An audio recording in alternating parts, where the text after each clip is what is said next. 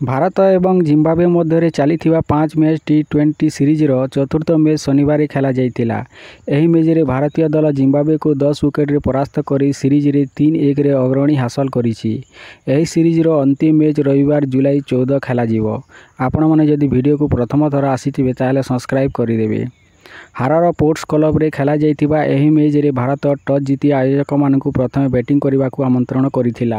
मारुमानी एवं माधेभेर मध्य 63 रन भागीदारी आधार Zimbabwe 20 over रे 7टी विकेट पाई 152 रन संग्रह करिथिला। एहार जवाब रे टीम इंडिया यशस्वी जयसवाल एवं शुभम गिल को अपराजित भागीदारी जोगु 15.2 ओवर रे 156 रन संग्रह करी 10 विकेट ने मैच जीतिछि।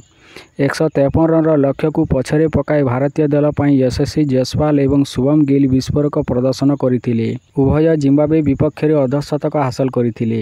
यशस्वी जयसवाल 29 बॉल रे निजर 50टी पूर्ण करथिबा बेले गिल तांकर अर्धशतक पूर्ण करबाकू 35टी बॉल नैथिले। उभय जिम्बाब्वे बॉलर को क्लास नैथिले एवं 28टी बॉल बाकी रही मैच शेष करथिले।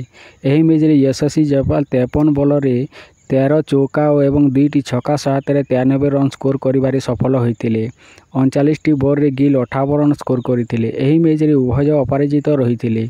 जिम्बाब्वे पई प्रथम बैटिंग करबाकू आसीथिबा माधेभेर एवं मारुमानी दल को भल आरंभ करथिले। प्रथम विकेट पई उभयଙ୍କ मध्य 63 रन एक बड़ भागीदारी थिला, जहाँ नवम ओवर अभिषेक द्वारा भांगी जाइतिला।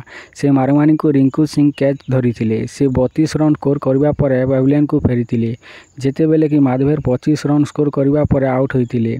दल को तृतीय झटका ब्रियान बेटनकर ऊपर आसीथिला, जे मात्र 9 रन स्कोर करि पारिथिला। एहा परे सिकंदर राजा पारी को आग को नेबाकू चेष्टा कला, तेबे जिम्बाब्वे बैट्समैन अधिक समय विकेट रे रही पारि नथिले। से 3 रन स्कोर करबा परे कैम्पबेल आउट होइतिले। एहा परे अधिनायक राजांकर ऊपर दल पंचम विकेट पाइला, जे 28 बॉल रे 46 रन स्कोर करबा परे आउट होइतिले। कौतूहलर विषय एही मैच रे डेब्यू करुथिबा तुषार देशपांडे तांकु बरखास्त करिसंती। राजांकर ऊपर से टी20 अंतर्जातीय क्रिकेट रे तांकर प्रथम सफलता पाइथिले। एही मैच रे मायर्स 12 और मांडेडा 7टी एवं आक्रमण 4 स्कोर करिथिले। भारत पई खलील अहमद 2टी विकेट नैथिबा बेले देशपांडे, सुंदर, अभिषेक एवं शिवम गोटे लेखाएं विकेट नैछंती।